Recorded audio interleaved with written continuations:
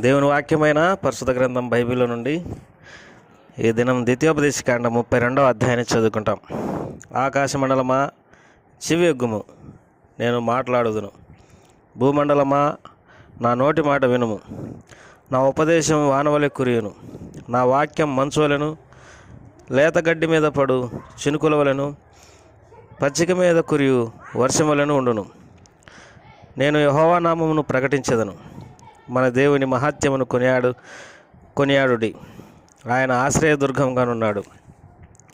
ఆయన కార్యం సంపూర్ణం.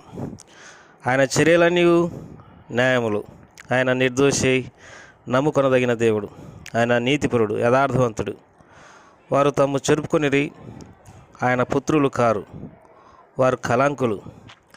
మూర్ఖతయు వక్రవంశము, బుద్ధి లేని అవివేక జనమా, ఇట్లు యెహోవాకు ప్రతీకారం చేదువా? ఆయన నిన్ను సృష్టించిన సృష్టికర్త కాదా? ఆయన నిన్ను సృష్టించిన తండ్రి కాడా? ఆయనే నిన్ను పుట్టించి స్థాపించెను. పూర్వదినములను జ్ఞాపకం చేసుకునుము, తరతరముల సంవత్సరములను తలంచుకునుము. నీ తండ్రిని అడుగుము, అతడు నీకు తెలుపును. నీ పెద్దలను అడుగుము, వారు నీతో చెప్పుదురు. మహోన్నతుడు జనములకు వారి స్వాస్థ్యములను విభాగించినప్పుడు, నరజాతులను ప్రత్యేకించినప్పుడు, ఇజ్రాయేలీలు లెక్కను బట్టి ప్రజలకు సరిహద్దులు నియమించెను. యెహోవా వంతు ఆయన జనమే, ఆయన స్వాస్థ్యం యాకోబే. అరణ్య ప్రదేశంలోను, భీకర ధ్వని గల పాడైన ఎడారిలోను వాని కనుగొని ఆవరించి పరామర్శించి తన కనుపాప వలె వారిని కాపాడెను. పక్షిరాజు తన గూడు రేపి తన పిల్లలపైన అల్లాడుచు రెక్కలు చాపుకొని వాటిని పట్టుకొని తన రెక్కల మీద వాటిని మోయినట్లు యెహోవా వారిని నడిపించెను. యెహోవా మాత్రం వారిని నడిపించెను. అన్యుల యొక్క దేవులలో ఏ దేవుడును ఆయనతో కూడా నుండలేదు. భూమి యొక్క ఉన్నత స్థలముల మీద వాడిని ఎక్కించెను. పొలముల పంట వానికి తినిపించెను. కొండబండ నుండి తేనెను, చెకుముకి రాతిబండ నుండి నూనెను అతనికి జుర్రించెను. ఆవు మజ్జిగను, గొర్రె మేకల పచ్చిపాలను, గొర్రెపిల్లల క్రొవ్వును, బాషాను పొట్టేళ్లను, మేకలను, గోధుమల మెరికెలను, సారమును నీకు ఇచ్చెను. నీవు త్రాగిన మద్యం ద్రాక్షరసం. యెసూరును క్రొవినవాడై కాలు జాడించెను. నీవు క్రొవి బలిసి మందుడవైతివి. వాడు తన్ను పుట్టించిన దేవుణ్ణి విడిచెను, తన రక్షణ శైలమును తృణీకరించెను. వారు అన్యుల దేవతల చేత ఆయనకు కోపం పుట్టించిరి. హేయకృత్యముల చేత ఆయనను కోపింపజేసిరి. వారు దేవత్వం లేని దయ్యములకు, తమెరుగని దేవతలకు, క్రొత్తగా పుట్టిన దేవతలకు, తమ పితరుల భయపడని దేవతలకు బలి అర్పించిరి. నిన్ను పుట్టించిన ఆశ్రయదుర్గం విసర్జించితివి. నిన్ను కనిన దేవుని మర్చితివి. యెహోవా దానిని చూచెను.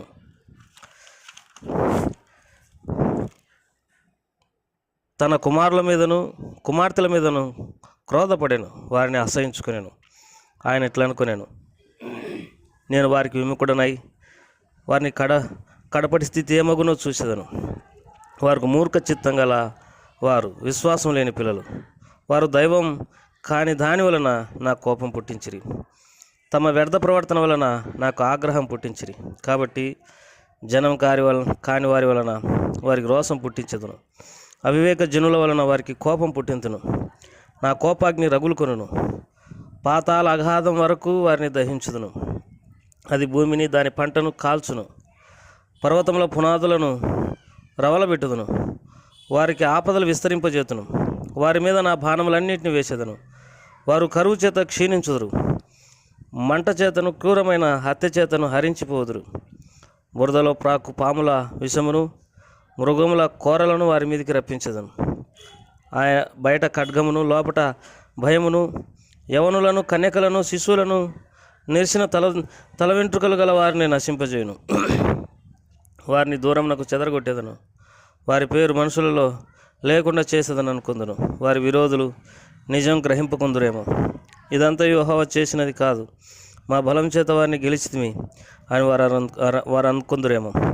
విరోధి గర్వమునకు భయపడి చెదరగొట్టలేదు. వారు ఆలోచన లేని జనం, వారిలో వివేచన లేదు.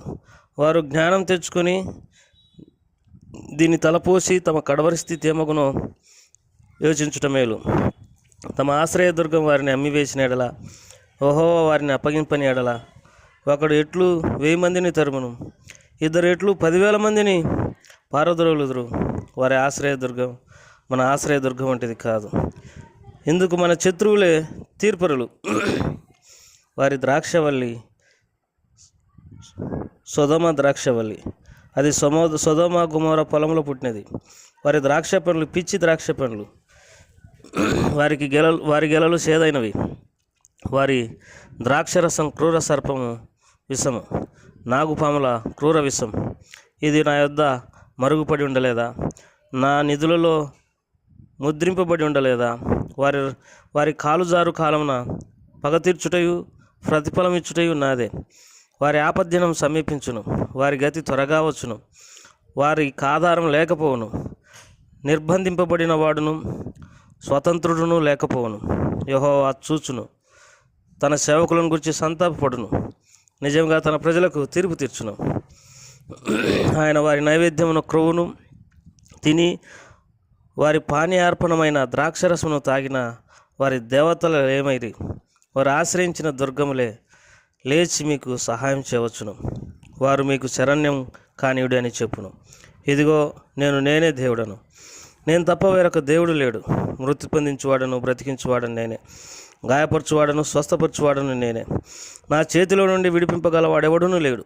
నేను తలతలలాడు నా ఖడ్గం నూరి నా చేత న్యాయమును పట్టుకుని ఎడల నా శత్రువులకు ప్రతీకారం కలగజేసేదను. నన్ను ద్వేషించు వారికి ప్రతిఫలం ఇచ్చేదను. రక్తం చేత నా బాణములను మత్తిల చేసేదను. చంపబడిన వారి రక్తమును చెరపట్టిన వారి రక్తమును శత్రువులలో వీరుల తలలను నా ఖడ్గం భక్షించును. నేను ఆకాశం తట్టు నా హస్తం ఎత్తి నా శాశ్వత జీవంతోడని ప్రమాణం చేయుచున్నాను. జనములారా, ఆయన ప్రజలతో కూడా ఆనందించుడి. హతులైన తన సేవకులను బట్టి ఆయన ప్రతిదండన చేయును, తన విరోధులకు ప్రతీకారం చేయును. తన దేశం నిమిత్తమును తన ప్రజల నిమిత్తమును ప్రాయశ్చిత్తం చేయును. మోషేయు నూను కుమారుడైన యెహోషువయు ఈ కీర్తన మాటలన్నీ ప్రజలకు వినిపించిరి. మరియు మోషే ఈ మాటలన్నీ ఇశ్రాయేలులందరితో చెప్పి చాలించి మరల వారితో ఇట్లా నేను మీతో సాక్ష్యంగా నేడు నేను పలికిన మాటలన్నింటినీ మీ మనసులలో పెట్టుకొని మీ సంతతి వారి ధర్మశాస్త్ర వాక్యములన్నింటినీ అనుసరించి నడుచుకోవాలనని వారికి ఆజ్ఞాపించును. ఇది మీకు నిరర్ధకమైనది కాదు, ఇది మీకు జీవమే. మరియు మీరు స్వాధీనపరచుకున్నటకు యోర్దానును దాటబోచున్న దేశంలో దీనిని బట్టి మీరు దీర్ఘాయుష్మంతులగురు. ఆ దినమున యెహోవా మోషేతో ఇట్లా నేను ఎరుకెదుటనున్న మోయాబు దేశమందలి అబారీమని ఈ పర్వతం అనగా నెబో పర్వతం ఎక్కి నేను ఇశ్రాయేలులకు స్వాస్థ్యంగా ఇచ్చున్న కానాను దేశమును చూసి నీ సహోదరుడైన అహరోను హోరు కొండ మీద మృతి పొంది తన స్వజనుల యొద్దకు చేరినట్లు నువ్వు ఎక్కబోచున్న కొండ మీద మృతి పొంది నీ స్వజనుల యొద్దకు చేరుదు. ఎలా అనగా మీరు సీరు అరణ్యంలో కాదేశు మేరీబా నీళ్ళ యొద్ద ఇజ్రాయేలుల మధ్యన నన్ను పరిశుద్ధపరచగా ఇజ్రాయేలుల మధ్యన నా మీద తిరుగుబాటు చేసిరి. ఎదురుగా నా దేశమును చూసేదు కానీ నేను ఇజ్రాయేలుకి ఇచ్చున్న ఆ దేశంలో నీవు ప్రవేశించవు. దేవుడి మాటలను మన కొరకై దీవించి ఆశీర్వదించును గాక. ప్రియమైన సోదరి సోదరులారా, ద్వితీయోపదేశకాండం 32వ అధ్యాయాన్ని ఈ దినం మనం చదువుకున్నాం. ఈ అధ్యాయంలో అనేకమైనటువంటి శ్రేష్టమైన సంగతులను మనం చూడవచ్చు.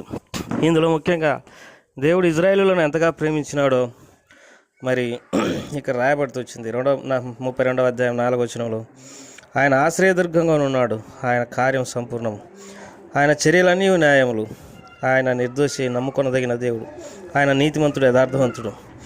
కాబట్టి దేవుడు ఇజ్రాయేలులను ఎంతగానో ప్రేమించినాడని దేవుని వాక్యంలో రాయబడింది. అరణ్య ప్రదేశంలో భీకరధ్వని గల పాడైన ఎడారిలో కనుగొని ఆవరించి పరామర్శించి తన కనుపాప వలె కాపాడినారని, పక్షిరాజు తన పిల్లలను రెక్కల మీద ఏ రీతిగా మోయనో ఆ రీతిగా దేవుడు వారిని ప్రేమించినాడని, పొలముల పంట వారికి తినిపించినాడని, కొండ నుండి తేనెను చెక్కుముక్కి రాతి నుండి నూనెను వారికి మరి జురించినానని, ఆవు మజ్జిగను గొర్రెమేకల పచ్చిపాలను గొర్రెపిల్లల క్రొవ్వును బాషాను పొట్టెల మేకలను గోధుమల మెరికల సారమును ఇచ్చినాడని, ఎంత శ్రేష్టమైనటువంటి ఆహారం వారికి ఇచ్చి వారిని కాపాడి భద్రపరిచి తండ్రిగా ఉంటూ వచ్చినాడో ఈ అధ్యాయంలో రాయబడుతూ వచ్చింది.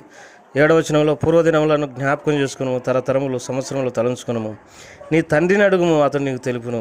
కాబట్టి ఎన్నో రీతులుగా వారిని ప్రేమించి వారి కొరకు ఎన్నో ఆశీర్వాదాలు ఇక్కడ ఇచ్చినాడు. అయితే వీరు మరి వారి దేవుని మీద తిరుగుబాటు చేస్తూ వచ్చినారు. యేసురును బలిచిన వాడై తన కాలు జాడించినాడని దేవుని వాక్యంలో రాయబడింది.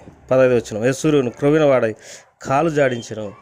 ఎన్నో మేలులు అనుభవించిన తర్వాత ఇజ్రాయేలీలు మరి దేవుని మీదకే కాలు జాడించినారు. ఎంత బాధాకరమైనటువంటి విషయం. వారు అన్నదేవతలను పూజించినారు. తర్వాత వారు అన్యుల వెంట వెళ్ళినారు. వారు సొదొమ గొమొర్రా ప్రజల వలె మరి పాడైన పనులు చేయడానికి నేర్చుకున్నారు. ఆయనే దేవుడైనప్పటికీ, శత్రువుల చేతుల నుండి విడిపించేవాడైనప్పటికీ మరి ఎట్లా వారికి దేవుడు బలం ఇస్తూ వచ్చినాడో ఆ సంగతి వారు ఎరిగి ఉండి కూడా వారిని ఆయన ఆశ్రయించలేదు. దేవుడు ఇజ్రాయేలుల పక్షంగా ఎన్నో గొప్ప కార్యాలు చేసినాడు. అయితే ఆయన మర్చిపోయినారని ఈ అధ్యాయంలో రాయబడింది. ఇది ఒక కీర్తన. ఇది మోషే యెహోషువ పాడినటువంటి కీర్తన. ఈ కీర్తన ఎందుకు వారు ఇజ్రాయేలులకు నేర్పినారంటే, ఈ సంగతులన్నీ మీరు జ్ఞాపకం చేసుకురండి అనడానికి గుర్తుగా. ప్రియమైన సోదరులారా, మన జీవితంలో లెక్కలేనన్ని మేలును అనుభవించిన తర్వాత మనం దేవుని మీద తిరగబడ్డాం. అది ఆనవాతి అయిపోయింది. ఎన్నో రీతులుగా దేవుని నుండి మేలు పొంది ఆయనను మర్చిపోయే జనులు, ఆయన అంటే పట్టినట్టు ఉండేటటువంటి వారు ఉన్నారు. నశించిపట్టిన ఆత్మల పట్ల ఆసక్తి లేనటువంటి వారుగా ఉన్నారు. అటువంటి వారంగా కాకుండా ప్రభు సేవ ఎందు నిలిచిందాం గాక. ప్రేమగల తండ్రి, ఈ మాటలన్నింటినీ మా కొరకే ఆశీర్వదించమని యేసు వారి నామం పేరిట వేడుకుంటున్నాం తండ్రి. ఆమేన్.